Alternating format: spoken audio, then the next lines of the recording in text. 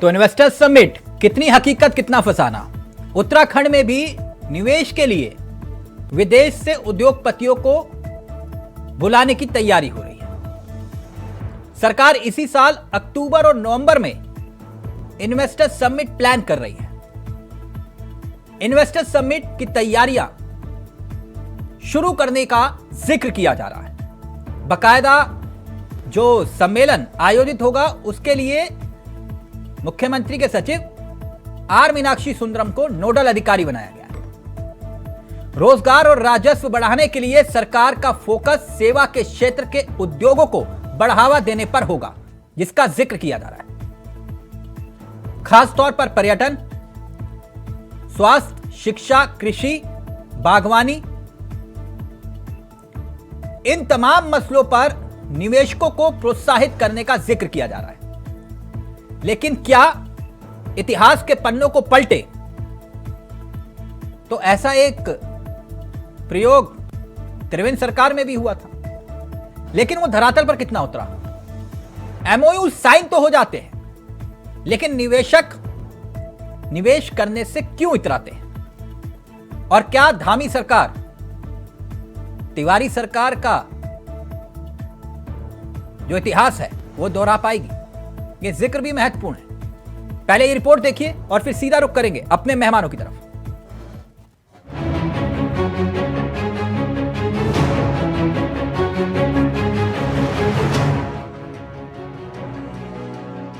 देवभूमि में विकास की बयार बहाने के लिए धामी सरकार प्रदेश में इन्वेस्टर्स समिट का आयोजन करने जा रही है, जिसके लिए प्रदेश सरकार की तरफ से देश दुनिया के उद्योगपतियों को प्रोत्साहित करने का काम किया जा रहा है। अक्टूबर नवंबर महीने में होने वाले इस समिट को लेकर मुख्यमंत्री के सचिव आर मीनाक्षी सुंदरम को नोडल अधिकारी बनाया गया है। प्रदेश में रोजगार राजस्व को बढ़ाने के लिए सरकार का फोकस उद्योगों को बढ़ावा देने पर है। प्रदेश के विकास को बल मिले, बेरोजगार युवाओं को रोजगार मिल सके, इसके लिए सरकार की तरफ से अमेरिकन कंपनी ग्लोबल मैकेंजी के साथ करार किया गया, जो विभिन्न सेक्टर्स में रोजगार सृजन के पदों की जानकारी सरकार को उपलब्ध कराएगी, जिसके आधार पर धामी सरकार प्रदेश में निवेश बढ़ाने के लिए इन्वेस्टर समिट आयोजित करेगी। लेकिन इन्वेस्टर समिट को लेकर प्रदेश में सियासत तेज हो गई है। बिल्कुल निश्चित रूप से माननीय जो मुख्यमंत्री जी हैं, समय समय पर दिल्ली में उनके दौरे होते रहते हैं। माननीय प्रधानमंत्री जी जो, क्योंकि देखिए अब ये जो हमारा इन्वेस्टर समिट होने जा रहा है, अब आने वाले समय के, क्योंकि उद्योग धंधे जो यहाँ के उत्तराखंड के दूरस्थ क्षेत्रों में किस पलायन को रोकने के लिए हमारे जो निवेशक हैं वो यहाँ पर उत्तराखंड में आए, यहाँ के पर्यटन को लेकर, यहाँ की जड़ी बूटियों को लेकर बहुत ही अपार संभावनाएं हैं।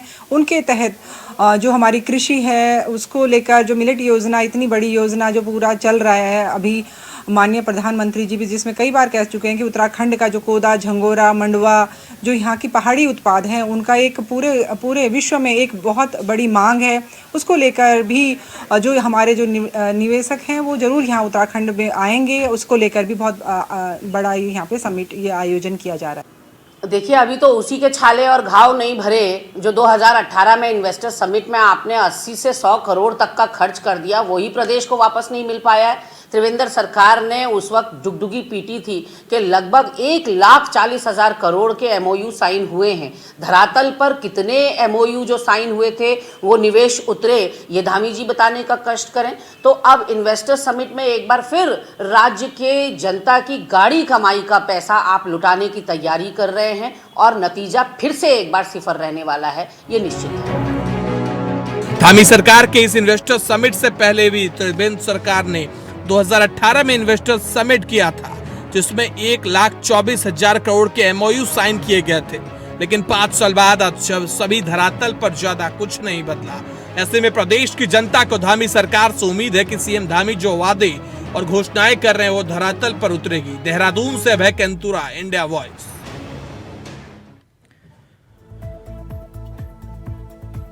तो इन्वेस्टर समिट, कितनी हकीकत कितना फसाना। इतिहास के पन्नों का हमने जिक्र किया है, तो यहां पर एक बात और महत्वपूर्ण हो जाती है कि ये इन्वेस्टर समिट आयोजित तो होते हैं इस उम्मीद के साथ कि राज्य में निवेश आएगा, और इस बार सरकार प्रयास कर रही है कि विदेश से भी निवेश आए, लेकिन क्या वाकई में यह इतना आसान हो पाएगा? इतिहास क्या बताता है? सीधा रुख कर रहे हैं। हमारे साथ जो मेहमान जुड़ चुके हैं उनसे आपका परिचय करवा देते हैं। दो खास मेहमान हमारे साथ इस वक्त जुड़ चुके हैं। गरिमा दसोनी कांग्रेस का चेहरा है, साथ ही साथ डॉक्टर बसीन साहब हमारे साथ जुड़ गए हैं, बीजेपी के अनुभवी चेहरों में से एक हैं। कुछ ही देर में हेमा भंडारी इस कार्यक्रम का हिस्सा होंगी, जो कि आम आदमी पार्टी का चेहरा है। तो बसीन साहब, हाउ इज द जोश? बिल्कुल हाई है जोश, हमारा हाई है। और सर, ये हकीकत है या फसाना है ये इन्वेस्टर समिट? निश्चित तौर पर ये हकीकत है। हकीकत और है। पूरे देश में विभिन्न राज्यों में जहाँ पर भारतीय जनता पार्टी की सरकारें हैं, लगातार इन्वेस्टर समिट हो रहे हैं। और अभी उत्तर प्रदेश में भी हुआ और उसमें भारी सफलता प्राप्त हुई है। उत्तराखंड में भी इससे पहले हुआ था और उसमें करीब 1.25 लाख करोड़ रुपए के MOU साइन हुए थे जी। उसके बाद उसमें करीब 40,000 करोड़ रुपए के जो प्रोजेक्ट है वो ग्राउंड पर आ सके थे। और उसके बाद कोरोना की शुरुआत हो गई, जिससे सारी जो काम की प्रगति थी वो बाधित हो गई। धामी जी के आने के बाद करीब 30,000 करोड़ रुपए के जो प्रोजेक्ट है वो धरातल पर आए हैं और 600 से अधिक जो यूनिट्स है उनकी उत्तराखंड के अंदर स्थापना हुई है। आपने मेरे सवाल का पहले ही उत्तर दे दिया सर, जी, है ना सर? लेकिन ये सवाल का उत्तर अधूरा है, थोड़ा पूरा करिएगा सर। जी। 2018 में अक्टूबर में आपने इन्वेस्टर समिट करवाया जी त्रिवेंद्र जी की सरकार में। जी आपने खुद ही बताया कि 1.25 लाख करोड़ के आपने निवेश का जिक्र किया था और 601 के आसपास 600 के आसपास MOU का जिक्र था ना? नहीं, उस समय 1.25 लाख करोड़ रुपए के MOU जो है वो हस्ताक्षर हुए थे, लेकिन उसमें से करीब 40,000 करोड़ रुपए सर 30,000 करोड़ का निवेश धरातल पर। जी सर आगे फॉलो अप क्यों नहीं किया गया? उसको क्या किया गया था? देखिए, पहली बात तो मैं ये कहना MOU जो साइन हुए थे। हाँ बिल्कुल, मैं कहना चाहूंगा कि पहली बात आपको ध्यान में होगा तिलक जी कि उसके बाद में कोरोना का काल शुरू हो गया और करीब 2 से अधिक वर्ष जो है कोरोना काल में निकल नहीं गए। सर, कोरोना काल को खत्म हुए भी लगभग जो है। उसके बाद ही आ रहा हूँ मैं। उसके बाद का जो समय निकला है अभी करीब 2 साल के अंदर, अभी हमारे राजनीतिक प्रस्ताव में भी हमने इसका बड़े उल्लेख किया है। हमने कहा है करीब 35,000 करोड़ रुपए के प्रोजेक्ट जो है स्थापित हुए हैं और 600 से अधिक यूनिट जो है वो प्रदेश के अंदर स्थापित हुई हैं और इससे निजी क्षेत्र में करीब 90,000 युवाओं को रोजगार मिला। ये हमारा ऑन रिकॉर्ड स्टेटमेंट है, पार्टी का स्टेटमेंट। ये टारगेट इतना बड़ा होता है, अचीव कर पाते हैं आप कुछ नहीं, बस 30,000 करोड़ पे आ जाता है। देखिए, होता क्या है कि निवेशक MOU साइन करते हैं, उसके बाद चीजें धीरे धीरे आगे बढ़ती हैं, एकदम तत्काल नहीं बढ़ती। नहीं, मैं आपकी बात समझ रहा हूं सर, कोई रॉकेट साइंस नहीं है इसमें भी, लेकिन कहानी इतनी है कि धरातल पर ये उतर क्यों नहीं पाते MOU? देखिए, पूरे देश के अंदर जो स्थितियां रहती हैं और यहाँ पर भी नहीं, विदेशों में भी जो MOU साइन होता है उसका जो कुछ प्रतिशत है वो वास्तव में धरातल पर आता है। लेकिन सबसे बड़ी बात क्या है कि आपने निवेशकों को आमंत्रित किया, उनके सामने पूरी संभावनाएं रखी, निवेशकों ने आपकी बात को सुना और उससे सहमत होकर के उन्होंने MOU साइन किया। ठीक, गरिमा जी कदम आगे बढ़े। गरिमा जी, सुना आपने? डॉक्टर बसीन कह रहे हैं हम माहौल बना रहे हैं, आसमान को छूने का प्रयास करेंगे तो चांद को तो छू ही लेंगे। देखिए, आपने जो आज का टॉपिक रखा है कितनी हकीकत कितना फसाना, मेरे हिसाब से तो पूरी की पूरी भाजपा ही अपने आप में फसाना है। इसलिए क्योंकि सिर्फ और सिर्फ जुमले देना इनका काम है।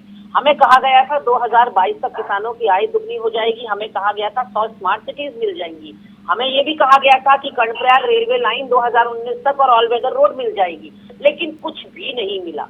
अब हमको निवेशकों के आने का एक गाजर हमारे आगे फिर लटकाई जा रही है। 2018 अक्टूबर में आपने सही कहा कि यहाँ इन्वेस्टर समिट हुआ और मेरी नॉलेज के हिसाब से 80 से 90 करोड़ रुपया हमने उस 2 दिन के समिट में खर्च किया और वो भी हमें पलटकर वापस अभी तक नहीं मिल पाया है। 18 में इन्वेस्टर समिट होता है, पूरा 19 निकल जाता है, कोविड-19 दिसंबर में दस्तक देता है भारत में और मार्च 19-20 तारीख को प्रधान सेवक लॉकडाउन लगा देते हैं, यानी कि 2020 मार्च में। तो आपने 1.25 साल निकाल दिया, 1.5 साल 1.25 साल निकाल दिया, लेकिन आपके MOU जो हैं वो धरातल पर नहीं उतर पाए। उसका कारण है तिलक जी, कारण ये है कि किसी भी प्रदेश में निवेशक तब आता है जब वो अपने आप को सुरक्षित महसूस करे, जब वो अपने उद्योग का जो निवेश उसने किया है उसका भविष्य उसको जो है उज्जवल दिखाई पड़े। यहाँ जो सड़कों का हाल है, यहाँ जो बिजली पानी की दरें हैं, यहाँ जो कानून का सबसे इम्पोर्टेंट फैक्टर है लॉ एंड ऑर्डर, अब जो यहाँ क्राइम रिकॉर्ड बढ़ गया है, क्राइम रेट बढ़ गया है और खुद भारतीय जनता पार्टी के लोग भ्रष्टाचार से लेकर क्राइम में संलिप्त पाए जा रहे हैं। आज कोई क्राइम किसी भी सेक्टर में हो रहा है, उसमें या तो भाजपा का पार्षद या भाजपा की नेत्री या भाजपा का कार्यकर्ता कोई ना कोई मतलब एंगल से भाजपा का मंडल अध्यक्ष, यानी उत्तराखंड में निवेश नहीं आ पाएगा, आपको पूरी उम्मीद है? मुझे सिर्फ इतना कहना है कि मंशा और दृढ़ इच्छा शक्ति होनी चाहिए, वो भारतीय जनता पार्टी के पास है नहीं। 9 सालों से बिना दूध के चाय पिला रही है हमको। गरिमा जी, एक सवाल पूछूं, बुरा तो नहीं मानेंगे जी? ये जो खली को बुलाया गया था, महाभली खली को, उससे कितना निवेश आने की उम्मीद थी? वैसे तो निवेश के लिए था नहीं, उससे कुछ निवेश आया था क्या? जो आयोजन का आपने कहा इतना पैसा खर्च हो गया, तो खली के लिए पैसा क्यों खर्च हुआ था और डंडे और खाए थे लोगों ने?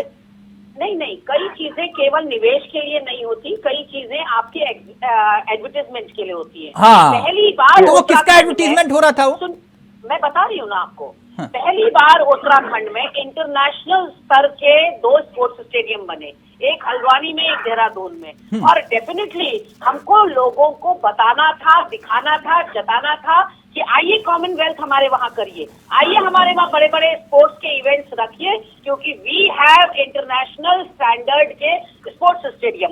तो खली के आने के बाद आयोजक मिल पाए आपको?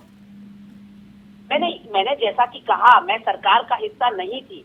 कितना आयोजक मिले, कितने नहीं मिले, ये सरकार में बैठे हुए लोग, अधिकारी या मंत्री विधायक बता सकते कि खली के प्रोग्राम से हमको कितना लाभ मिला। हाँ। लेकिन जैसा कि मैंने कहा कि आप कुछ ब्रांड वैल्यू के लिए भी लोगों को बुलाते हैं, अगर आप कितने ही तो हमारे पास क्या निवेशकों को बुलाना ब्रांड वैल्यू है या नहीं जी?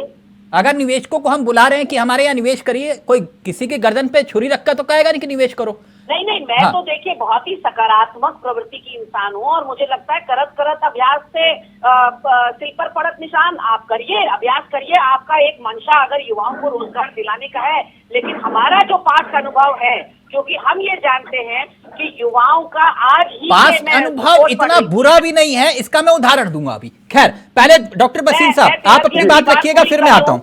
आज ही मैं रिपोर्ट पढ़ रही गरिमा जी को एक उदाहरण दूंगा, एक बहुत बड़ा उदाहरण दूंगा, इसी डिबेट में दूंगा ना। आप काट पाएंगे बसीन साहब, ना गरिमा जी। आप एक मिनट पहले रिपोर्ट बता रही हूँ। रिपोर्ट छोड़िए, मैं तथ्य दिखा दूंगा सबके सामने। ना आप निकाल पाएंगे, ना बसीन साहब निकाल पाएंगे। मैं तो तथ्य सबूत के साथ बात करूंगा। एक मिनट प्लीज। देखिए 2 बातें, अरे गरिमा जी बोलने दीजिए ना। अरे मेरा नंबर है, तिलक जी ने मुझसे कहा है। डॉक्टर बसीन साहब की बात तो सुन लीजिए गरिमा जी, आप दोनों ही हैं जी। देखिए, पहली बात तो मैं ये कहना चाहूंगा कि जब राज्य बना, जो भारतीय जनता पार्टी के द्वारा बनाया गया, हमारे प्रधानमंत्री श्री अटल बिहारी वाजपेयी जी ने, एक तो रुक जाइए ना गरिमा जी, रुक जाइए ना कृपया। आप आंदोलनकारियों पर गोली चलाने से भाग नहीं सकते, मेरी बात सुनिए। अटल जी ने उत्तराखंड के लिए विशेष पैकेज दिया, इंडस्ट्रियल पैकेज दिया। अरे गरिमा सुन तो लीजिए, अरे गुड तो सुन लीजिए, आप सुन नहीं पाते। गरिमा जी, अरे हमारी सरकार थी, हमने वादा किया था, कि हम केंद्र में आएंगे। अरे जनता के विवेक, जनता को मालूम है ना किसने बनाया उत्तराखंड, है ना? क्यों हम उन राज्य आंदोलनकारी महिलाओं का अपमान करें जिन्होंने अपनी शहादत दी, है ना? अब उस विषय को छोड़ दीजिए, सिर्फ किस राज्य में चुनाव हो, मुख्यमंत्री सबसे पहला दौरा करेंगे शहीद स्मारक जाकर, फिर मुजफ्फरनगर कांड के दोषी अभी भी खुली हवा में घूम रहे हैं, उसका जवाब किसी के पास नहीं है। इनको शांत करिए ना। एक मिनट प्लीज गरिमा जी, विषय भटक जाएगा। विषय आज MOU साइन होते हैं, धरातल पर क्यों नहीं? प्लीज जल्दी से, फिर राजेश पीसी जुड़े हमारे। देखिए, पहली बात तो मैं ये कहना चाहूंगा तिलक जी कि अटल जी के समय में उत्तराखंड को उनके द्वारा केंद्र की तरफ से विशेष आर्थिक पैकेज दिया गया। वो प्रक्रिया पहले से चल रही थी। मैं सिर्फ आपसे ये जानना चाह रहा हूं कि उत्तराखंड में निवेश को लेकर जो आप प्लान तैयार कर रहे हैं, इस बार धरातल पर आपको क्यों उम्मीद है कि जो अब तक नहीं हुआ वो होगा? मैं कांग्रेस की हालत बता रहा हूँ, और इन्हीं की सरकार ने जब चिदम्बरम केंद्र में मंत्री थे, उत्तराखंड का पैकेज वापस ले लिया। तो ये महादोषी है, उत्तराखंड के विकास में ये बाधक है, इस हमसे बात ना करे। दूसरी बात, बसीन साहब, अगर इतनी ज्यादा दिक्कत है तो अभी ले लो, तो डबल इंजन की सरकार है। हाँ, मैं कह रहा हूँ ना आपसे, अब डबल इंजन की सरकार जो काम कर रही है, उससे आगे बढ़ी चल रहा है। अभी निवेश पर 1 मिनट गरिमा जी, उनको बात तो रखने दीजिए मैडम। देखिए, ये कांग्रेस के लोग जो हैं, कभी मैं भी बता रही हूँ किसी ना तिलक जी, डिबेट की आपको हम गरिमा यूपी नहीं बिहार होते जा रहे रखते। हैं, जहाँ इनकी तक बौखलाहट सवाल इतनी है। अधिक हो गई है कौन निवेशक कि आएगा सत्ता यहाँ से ऐसे बाहर, सत्ता से बाहर जाने के बाद ये लोग पता नहीं क्यों इस प्रकार से बौखलाते रहते हैं। और सत्ता अरे में मेरी बात आने तो के सुन बाद लीजिए पता ना। नहीं क्यों आप हाँ, लोग हाँ, माफिया और अरे खनन हम, माफिया हो अरे चुके हैं। अरे आपके आपको माफिया सत्ता में तंत्र आने था के भाई, बाद आपका आपकी एक-एक सरकार माफिया कार्यकर्ता तंत्र था, सत्ता की आपकी आड़ में सरकार क्या कर माफिया रहा है तंत्र गरीब था। जनता के साथ, आपको आपके अपने एसी मुख्यमंत्री कमरे में जी पता सरकार नहीं चल रहा बचाने के होगा। लिए वकील विधायक साहब को पैसे विपक्ष दिया के करते पास थे। आते हैं अब पीड़ित छोड़िए को, ना, हमें डिबेट पता पर है आइए, कि कैसे मुद्दे पर मुद्दे पर आइए। आए। गरिमा आप जी, डिबेट से क्यों भाग रही हैं? गरिमा जी, एक आप बात तो डिबेट रखने से दीजिए क्यों उनको। भाग रही हैं? परेशान कर रखा है, देखिए, बुजुर्ग दंपत्ति अरे हमारे पास आ अरे रहे हैं, भाई, harassment हो रहा है डिबेट से लोगों क्यों का। भाग रहे हैं? ऐसे डिबेट में से क्यों भाग रही उद्योगपति हैं? क्यों आएंगे यहाँ? डिबेट के मुद्दे से क्यों भाग रही हैं आप? एक मिनट डिबेट के गरिमा जी, मुद्दे पर आइए। एक मिनट प्लीज। बसीन साहब प्लीज जल्दी से, फिर मैं बेश जी जल्दी हमारे साथ जुड़ गए। तो मैं ये कहना चाह रहा था कि जो निवेश हमारा 1.25 लाख करोड़ रुपए का हमारा MOU साइन हुआ, उसमें 40,000 का आया, और अभी आपने भी आंकड़ा उसको हमारा पुश किया कि 30 से 35,000 करोड़ रुपए का जमीन पर आ गया, और मैंने यूनिट की भी गिनती आपसे कर दी। उत्तराखंड के अंदर लगातार निवेशक आ रहे हैं, और एक बड़ा डेस्टिनेशन उत्तराखंड के अंदर बनता जा रहा है निवेशकों को लेकर के, हर क्षेत्र के अंदर, चाहे पर्यटन का क्षेत्र हो, चाहे स्वास्थ्य का क्षेत्र हो, चाहे फार्मा का क्षेत्र हो, चाहे बागवानी का क्षेत्र हो। ये कई क्षेत्र हैं जिनको आइडेंटिफाई किया गया है कि अब हम निवेशकों के सामने ये सब बातें रखने वाले हैं। हमने पहले भी रखी, अब भी रखी है। उससे पहले pharma industry I, Uttarakhand pharma industry का एक बड़ा हब बन चुका है। इसी प्रकार से सोलर क्षेत्र में हम आगे बढ़ रहे हैं। इसी प्रकार से हम जो है अपना जो स्मॉल स्केल पर अपना बिजली उत्पादन का मामला है, उसमें निवेशक आना शुरू हो गया। पर्यटन ठीक। क्षेत्र में बड़े बड़े ग्रुप जो है, बड़ी बड़ी ठीक। चेन्स उत्तराखंड के अंदर अपना निवेश ठीक, करना चाहते हैं। एक मिनट राजेश मिश्री, मेरी आवाज आ रही है आपको? ये इसीलिए हो रहा है तिलक जी, तो देश की जनता का प्रधानमंत्री जी के ऊपर, सर, मुख्यमंत्री के ऊपर, एक मिनट रावत जी के बसीन ऊपर साहब, विश्वास बसीन है। साहब एक मिनट पहले बिशी अपनी बात पूरी कर ले, फिर मैं एक जी। तथ्य रखूंगा। जी। ये कह रहे हैं कि भाई पिछली बार जो है 1.25 लाख करोड़ का मसला था, और MOU साइन होने के बाद 40,000 करोड़ धरातल पर उतरे हैं, जी और इस बार भी इन्वेस्टर्स समिट की तैयारी हो रही है। आपकी प्रतिक्रिया? सर, मैं इसमें ये कहना चाहता हूँ कि जितने मर्जी सबमिट कर लें, जितने मर्जी निवेशकों को बुलाएं, ये आम जनता को बेवकूफ बनाने का काम कर रहे हैं। ये इस बात का जवाब दे दें कि ये करोड़ों रुपए का निवेश जो इस हमारे उत्तराखंड के अंदर लाना चाह रहे हैं। इन्होंने कई सारे फील्ड गिनाए अभी। इन्होंने कहा हॉस्पिटल लाइन में भी आएगा, इन्होंने कहा बागवानी में भी आएगा, कृषि में भी आएगा। क्या ये बता सकते हैं उत्तराखंड के कितने नौजवान युवकों को या युवतियों को आप इन निवेशों के माध्यम से रोजगार देने को तैयार होंगे? इसके बारे में कोई बैठक हुई है इनकी? बताऊं, 1.25 करोड़ रुपए। एक मिनट सर, बताना, अब आपसे सवाल इसलिए कर रहा हूँ मैं। जी। दूसरी बात, निवेशकों की ये बात कर रहे हैं, निवेशक अगर इस प्रदेश के अंदर आते भी हैं, आज प्रदेश का हाल क्या हो रखा है? आज प्रदेश के अंदर टोल टैक्स की हालत देखिए। अभी मैं पूरे रूट में आ रहा हूँ, इस पूरे रूट में मैं देख रहा हूँ, अभी 31 मार्च तक जहाँ पे टोल 90 रुपए था, अभी 150 रुपए हो गया। ये वृद्धि हर जगह इतनी करे जा रहे हैं, हर महीने दूध के रेट इनके बढ़ रहे हैं, सब्जी फल के रेट इतने बढ़ रहे हैं, आमदनी कैसे बढ़ेगी ये क्यों नहीं बताने को ये लोग तैयार हो रहे हैं? आज प्रदेश में अगर आप मजदूरी की बात कीजिए, मनरेगा के रेट आप देखिए, 206 रुपए या 207 मतलब निवेश आने से रोजगार नहीं मिलेगा? रोजगार मिले, यही हम इनसे पूछ रहे हैं। कितने लोगों को आप देने की तैयारी करें? ये नहीं, तो मैं बता आपसे ये दीजिए। पूछ रहा हूं कि निवेश आने से रोजगार मिलता है या नहीं? सर, अगर ये भ्रष्टाचार खत्म करेंगे तो मुमकिन है कि शायद रोजगार हमारे लोगों को मिलेगा। जिस तरीके से निवेशक आएंगे, इसमें इनके बैकडोर से उत्तराखंड के बाहर के लोग मिलने वाले हैं, और तो उसके बाद जो पैसे इसलिए निवेशकों को बोल दे कि ना आए उत्तराखंड। नहीं आए उत्तराखंड के अंदर, लेकिन ये कैसे तय होगा कि उसमें हमारे प्रदेश के युवाओं के लिए इन्होंने कोई तैयारी कर रखी है? ये कैसे तो तय बता होगा? के दिखा दें। बहुत अच्छी बात ये तो कही। ये अब हमें सुनिए, बता अब दें। सुनिए, अब सुनिए। जी अब मैं एक ऐसा तथ्य रख रहा हूं जी जिस पर मुझे लगता है कि ये सारी बातों पर विराम लग देना चाहिए। जी हम सबके सम्मानित उत्तराखंड की आन बान और शान नारायण दत्त तिवारी, जी ठीक, जब उनको किसी इन्वेस्टर मीट की जरूरत नहीं पड़ी कभी। जी आप लोगों को बसीन साहब, खैर आप लोग भी इस बात को नकारेंगे नहीं, तिवारी जी को कभी किसी इन्वेस्टर मीट की जरूरत पड़ी नहीं। क्या पड़ी? एक मिनट गरिमा जी, एक मिनट, क्या कभी पड़ी? मैं बताता हूँ आपसे। सिडकुल से लेकर पिटकुल, एक सेकंड, सिडकुल, ना एक मिनट, अब मैं बता रहा हूं ना सर, अब सुन लीजिए ना आप लोग, जी। अगर आप लोग दिक्कत हो रही है। ये कोई सिडकुल जो दिक्कत खड़ा नहीं, हुआ, तथ्य रखूंगा। सर सिडकुल जो खड़ा हुआ, जी तिवारी जी ने कौन सा इन्वेस्टर मीट खड़ा किया था? किया था किसी ने? नहीं ना। क्या किया था उन्होंने? प्रत्यक्ष को प्रमाण की जरूरत क्या? आप लोगों ने देखा, सचिव को बुलाया, बोले कि लिस्ट तैयार करो कितने उद्योगपति हैं। लिस्ट तैयार हुई, बोले मैं पर्सनल फोन करूंगा एक एक उद्योगपति को, क्या किया नहीं तिवारी जी ने, और जिसको फोन किया उसने वहां पर आकर अपना व्यापार उद्योग धंधा लगाया। बोलिए मैं गलत बोल रहा हूं? आप तीनों बैठे हुए हैं और जो प्रोजेक्ट हाथ में लिया बोले इसको पूरा करके दिखाऊंगा, अगर जो नहीं हुआ समय सीमा के अनुसार तो फिर वो अधिकारी नपेगा। क्या ये हुआ या नहीं हुआ? और ये उदाहरण है ऋषि राज्य का।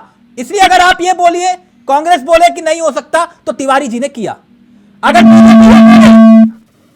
कि भैया इन्वेस्टर मीट ही जरूरी है, लेकिन तिवारी जी ने करके दिखाया। नहीं समझ रहे हैं। मैं सिर्फ ये बात कह रहा हूं, गलत तो नहीं कहा वसीम साहब मैंने। एक मिनट, फिर मैं गरिमा जी आपके पास आ रहा हूं। मुख्यमंत्री उत्तर प्रदेश के होकर हाँ कर दीजिए, एक गरिमा जी आप ही के पास आऊंगा। एक मिनट वसीम साहब को पहले बात रखने दीजिए। वसीम साहब, तिवारी जी ने कौन से इन्वेस्टर मीट किए थे? मैं बताता हूँ आपसे। और क्या उद्योग आने के बाद रोजगार नहीं मिला? तिवारी जी के योगदान से बिल्कुल इनकार नहीं कर रहा। हाँ। मैं एक बात जोड़ना चाहता हूँ जी। एक बात जोड़ना चाहता हूँ। अटल जी के द्वारा जो इंडस्ट्रियल पैकेज और करों में छूट दी गई, उसका एक बहुत बड़ा सहारा तिवारी जी को मिला है सर। और उसके आधार पर सर यही मैं कह रहा हूँ, यही बात मैं आपसे कह रहा हूँ। जब दो बड़े व्यक्तित्व मिलकर अगर प्रयास कर रहे थे तो उसका उदाहरण आप लोगों के सामने जीवंत है। सहारा याद दिलाते हो 2003-4 का। अरे वहाँ से आया ना, आपने बंद कर कौन दिया। मना कर रहा है? इसका मतलब मजबूत पैरवी नहीं कर पा रहे। अरे आपने बंद किया गरिमा जी, आपने बंद कर दिया। अरे आपने तो महापाप किया। आप मुझे एक बात बताइए गरिमा जी, ने हमारा पैकेज गरिमा जी, मुख्यमंत्री का कार्यकाल गरिमा जी, कर पाए। आप कांग्रेस की सरकार थी, कांग्रेस सरकार थी प्रदेश के अंदर, आप बिल्कुल भी उस पैकेज को रोक नहीं पाए। गरिमा जी थोड़ा सा आप दिव्य ज्ञान आप भी दीजिए। वसीम सर एक मिनट गरिमा जी मैंने गलत उदाहरण तो नहीं दिया था ना?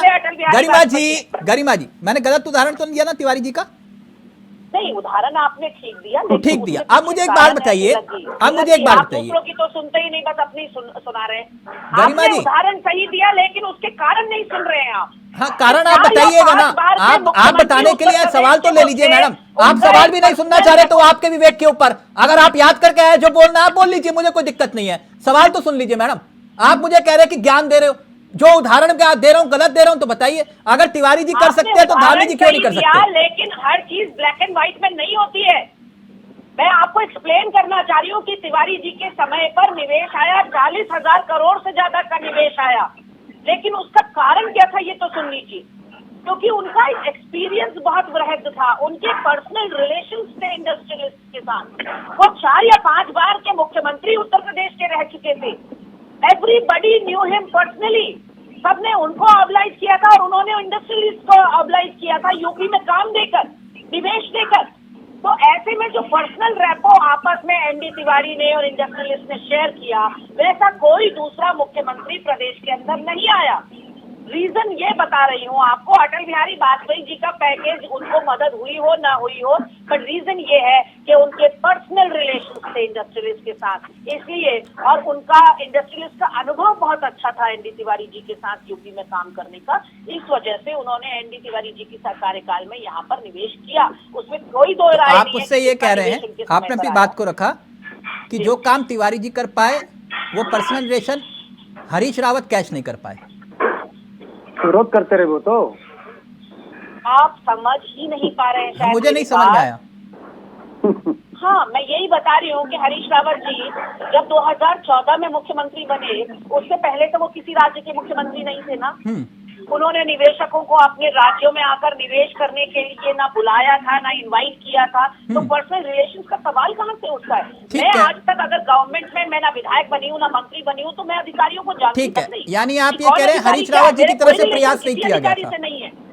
तो यही बात मैं आपको समझाने की कोशिश कर रही हूँ कि एक व्यक्ति जो 5 बार का उत्तर प्रदेश का मुख्यमंत्री रहा हो, उसके अपने पर्सनल टर्म्स थे। बिल्कुल थे, इसमें कौन इनकार कर रहा है मैडम? मैंने तो बताया ना, तिवारी जी ने पर्सनली फोन किए कि आप लोग आइए, वो लोग आए, ये हकीकत है।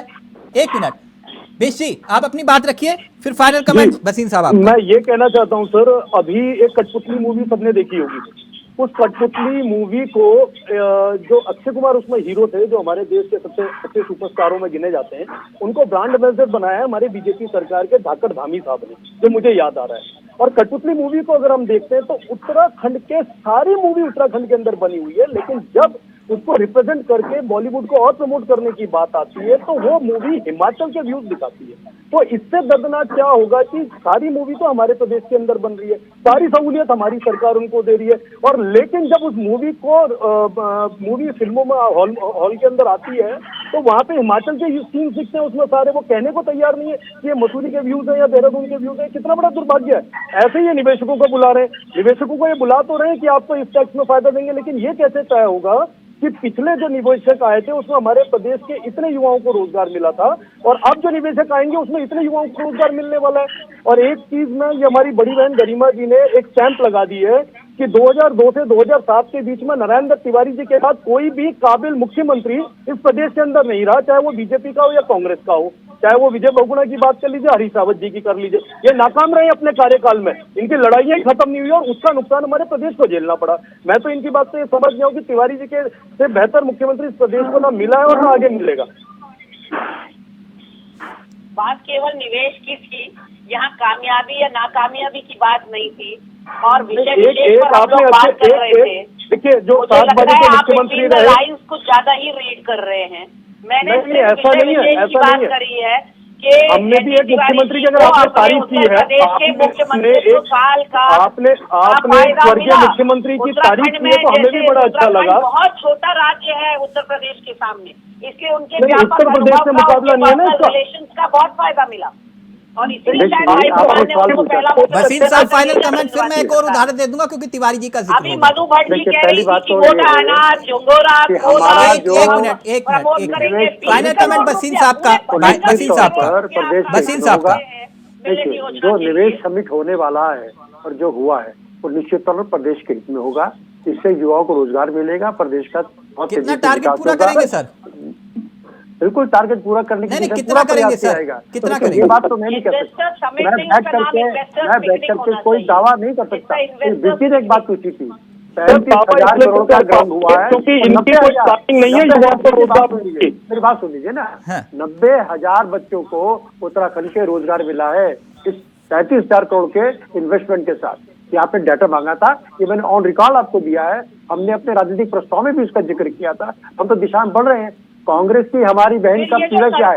एक बात बताइए, आपकी सरकारें दावा करती है, एक मिनट सबका ऑडियंस, आपकी सरकारें दावा करती हैं इतना निवेश आया और इतना रोजगार दिया, यानी कि पकड़ पकड़ कर युवाओं को रोजगार दिया हर सरकार ने, लेकिन फिर भी बेरोजगारों की संख्या देखो उत्तराखंड में कितनी है। अब आपने चलते चलते जिक्र किया तो मुझे एक वाक्य याद आ गया क्योंकि तिवारी जी का जिक्र था। गरिमा जी, आपने कहा ना ज्ञान बहुत देते हो, जो मैं पढ़ता हूं मैं वही बता देता हूं, आदत है मेरी। तिवारी जी वाला ज्ञान जो है वो मैंने देखा था, मैंने इसलिए बता दिया।